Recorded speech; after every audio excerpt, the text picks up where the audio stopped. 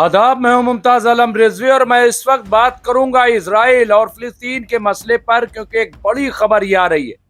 ऐसा लग रहा है कि इजराइल अब घुटने टेकने पर मजबूर हो गया। हालांकि ऐसा इजराइल जाहिर कर रहा था कि जैसे उसने फतेह हासिल कर ली हो, जीत हासिल कर ली हो, लेकिन हकीकत यह है कि हमास ने बड़ी खूबसूरती से और ईमानदाराना तौर पर अमेरिका के सामने जो शर्तें रखी हैं, उस प्लान के पेश नजर उस पर अब बातचीत हो रही है। और यही नहीं, बल्कि अब खबर ये आ रही है कि इजराइल ने ये कहा है कि हम आईडीएफ यानी गजा से अपनी फौज को वापस बुलाएंगे। ये उसने क्लियर कट कह दिया। और यही मैं समझता हूं कि जो एक अहम मांग, एक अहम डिमांड थी फिलिस्तीनियों की और गजा के लोगों की, हमास की, अब ऐसा लग रहा है कि उस पर इजराइल अमल करने के लिए तैयार हो गया। तो ये इस वक्त की बड़ी खबर है। और इसके साथ साथ अब अमेरिका को इंतजार है कि हमास की तरफ से क्या जवाब दिया जाता है, क्योंकि ये पैगाम हमास को पहुंचा दिया गया है और कतर में बातचीत मुसलसल जारी है। मिस्र में अमेरिका के लोग पहुंच गए हैं, वहां फाइनली बात होगी।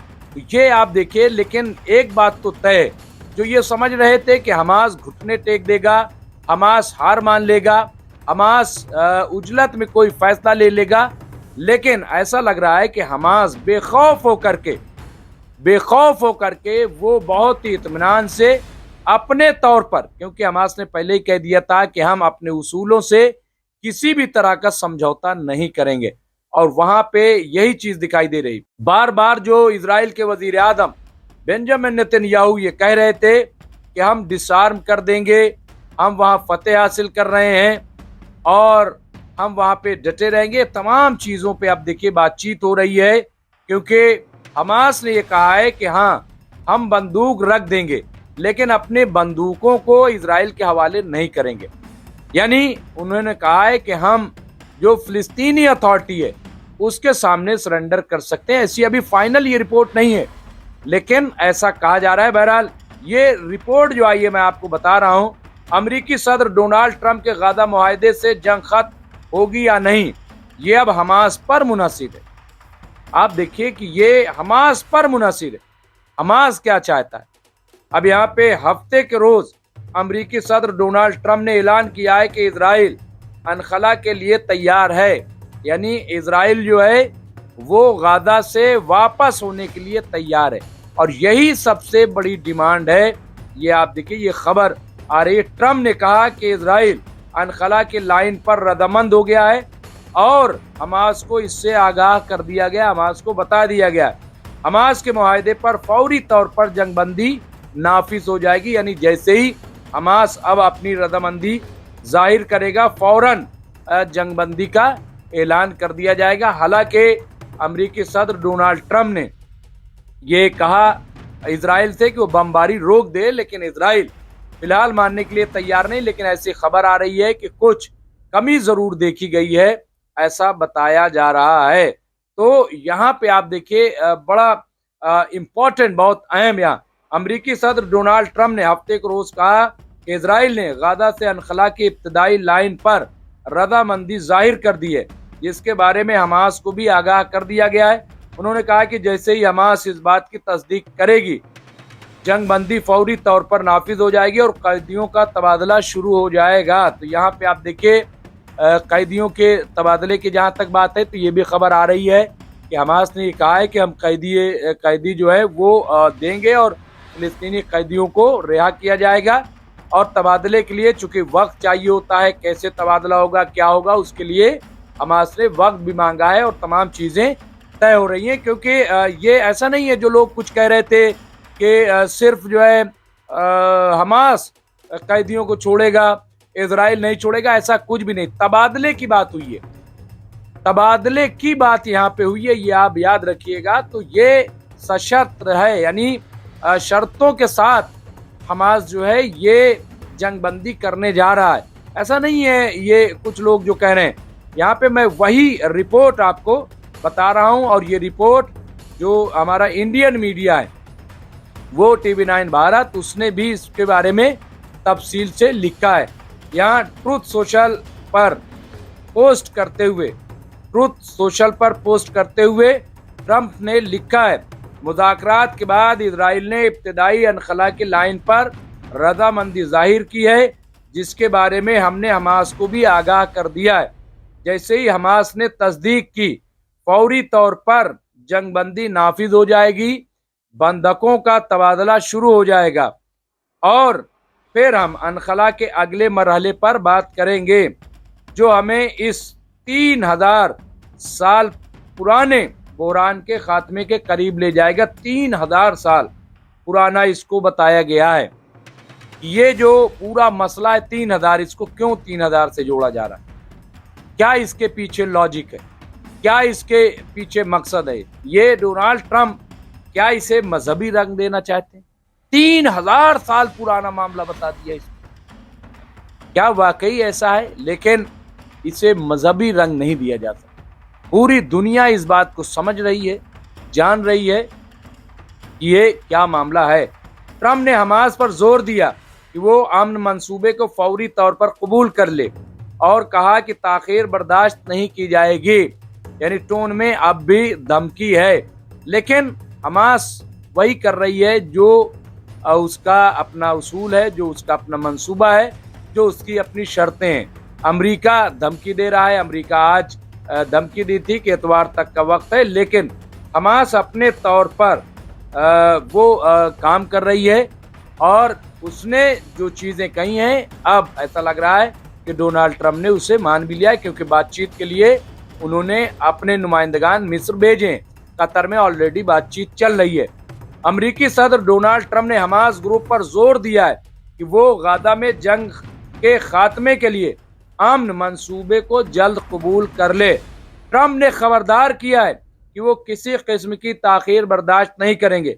उन्होंने हमास पर जोर दिया कि वो लड़ाई बंद करे और अपने हथियार फेंक दे, बसूरत दीगर तमाम मुआहदे कालदम हो जाएंगे। ट्रंप ने हमास को शाम 6 बजे तक का अल्टीमेटम दिया है। ये अब शाम 6 बजे तक, कि आज जो है 6 बजे तक का अल्टीमेटम दिया है, लेकिन हमास ने साफ साफ कह दिया है और हमास ने कहा है, और बातचीत चूंकि शुरू हो रही है, मुझे नहीं लग रहा है कि जिस तरह की धमकी डोनाल्ड ट्रंप ने दी है उस पे कहीं कोई हमास पे असर है। हमास अपने तौर पर ही काम कर रहा है और बार बार जो डोनाल्ड ट्रंप कह रहे हैं वो भी कि तबादला किया जाएगा, वहाँ से इजरायली फौजी वापस आ जाएंगे। जहाँ तक हथियार रखने का सवाल है, तो हथियार इजरायली अथॉरिटी को हमास नहीं सौंपेगी, बल्कि अगर सौंपना होगा तो ऐसी खबर आ रही है वो फिलिस्तीनी अथॉरिटी को सौंपेगी, ऐसा कहा जा रहा है। हमास ने ट्रंप की अमन तजवीज़ का मुस्बत जवाब दिया, बहुत पॉजिटिव, ताहम बाज नुकात पर इख्तलाफात बाकी हैं। हमास ने बंधकों की रिहाई पर आमादगी जाहिर की है। शुरू से कह रही हमास कि हम तो बंधकों को छोड़ने के लिए तैयार हैं, लेकिन उसके लिए कुछ शर्तें। अमन की तजवीज़ में कहा गया है कि हमास को अपने हथियार फेंक देना होंगे और गाजा में इसका मुस्तकबिल में कोई किरदार नहीं होगा। हमास अभी तक इन नुकात पर तैयार नहीं है। ये दो चीज़ें ऐसी हैं, एक तो ये कि गाजा में उसका अमल दखल नहीं होगा, और दूसरा ये कि वो हथियार डालेगा। मैंने जैसा भी कहा, अभी उस पर क्लियर नहीं है और उस पर बातचीत मुस्तकिल चल रही। इजरायली वज़ीर-ए-आज़म बेंजामिन नेतन्याहू ने कहा है कि वो आने वाले दिनों में तमाम बंधकों की रिहाई का ऐलान करने की उम्मीद रखते हैं। इजराइल और हमास के दरमियान बिलवास्ता मुज़ाकरात पीर को मिस्र में शुरू होने की तवक्को है। अभी आप देखिए, एक तरफ जो खबर आ रही है कि डोनाल्ड ट्रंप ने कहा है कि इतवार शाम 6 बजे तक, दूसरा ये कि पीर को फिर से बात शुरू होगी। तो ऐसा नहीं है कि हमला कर देगा अमेरिका और ये बहुत आसान है। बहुत प्रेशर है अमेरिका, इजराइल पे भी बहुत प्रेशर है।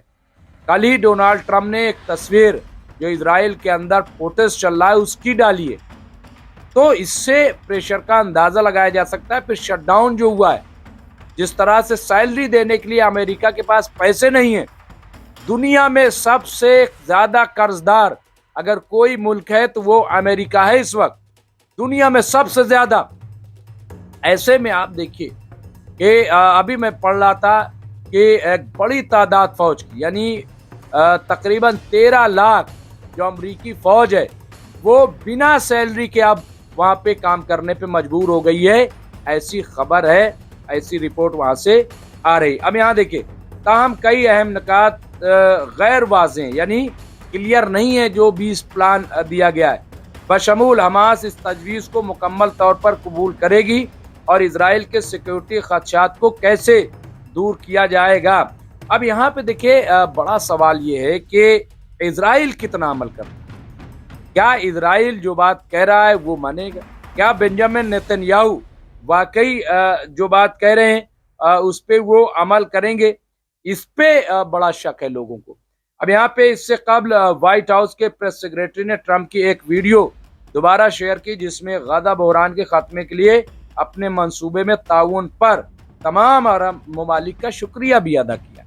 क्योंकि देखिए ये जो प्लान आया तो इनमें से 2-3-4 पॉइंट्स जो थे, जो मंसूबा, जो उसूल, जो भी आप मान लीजिए हमास के, उस पर उन्होंने शिकायत की और इसको लेकर के खुद अरब ने भी कहा कि भाई इसमें तो ये चीज़ें शामिल नहीं थी, ये कैसे शामिल हो गई। तो इसलिए भी फिर से अमेरिका को बैकफुट पे आना पड़ा और इसराइल को वहाँ से हटना ही पड़ेगा गाजा से। अगर इसराइल अपनी फोर्स को गाजा से नहीं हटाती है तो जाहिर है कि हमास कभी भी डिसआर्म नहीं होगी, ये आप समझ लीजिए। अल-कसाम ब्रिगेड वहाँ पूरी तरह से तैनात रहेगा। इसके अलावा एक चीज़ और मैं आपको बता दूं, देखिए अभी तक ये नहीं पता लगाया जा सका कि सुरंगें कहाँ हैं, क्योंकि बहुत बड़ी टनल है, 600-700 किलोमीटर से ज़्यादा बड़ी टनल है और वहाँ तक अभी IDF नहीं पहुँच सकी। वहाँ न तो अमेरिका और ना ही इसराइल का खुफिया विभाग पहुँच सका है। तो ये भी एक बहुत बड़ा मसला है कि इतना आसान इनके लिए नहीं है। और जाहिर सी बात है कि यहाँ अल-कसाम ब्रिगेड हो या हमास की और जो फोर्सेज हैं वो फिलहाल जो है वो खौफ ज़्यादा नहीं है और उनकी ताकत भी बढ़ गई है, ऐसा बताया जा रहा है। तो बहरहाल ये पूरी सिचुएशन है। अब कल यानी पीर को मिस्र में इस पर बातचीत होगी, कतर में बातचीत चल रही है। हमास, फिर मैं बता दूं कि अपने उसूलों पर टिकी हुई है, वो अपने उसूलों पे बात कर रही है, ना उस पर कोई प्रेशर आ रहा है, ना वो किसी दबाव को कुछ बहुत ज़्यादा अहमियत दे रही, अपने तौर पे वो बातचीत कर रही। तो बहरहाल लेकिन हम सब यही चाहते हैं कि जंगबंदी हो, लोगों को अमन अमान मिले और जो देखिए बहुत भारी नुकसान खुद इजराइल और अमेरिका का है, बहुत ज़्यादा, हर जगह नाराज़गी है, हर जगह आप देखिए स्पोर्ट्स में नाराज़गी है, ताजरों में बहुत जगहों पे ऐसा है कि अब जो सामान है, माल, वो इजराइल पे लोड करने के लिए तैयार नहीं हो रहे लोग। ये नाराज़गी पूरी दुनिया में यहूदियों के खिलाफ एक नफरत सी पैदा हो गई। ये बहुत बड़ा नुकसान है और ये बहुत बुरा हुआ है इजराइल के साथ, मैं आपको बता रहा हूँ, और इसके जिम्मेदार सिर्फ और सिर्फ नेतन्याहू हैं। अब भी मेरे ख्याल से वक्त है कि एक सही फैसला हो जाए तो अच्छा है।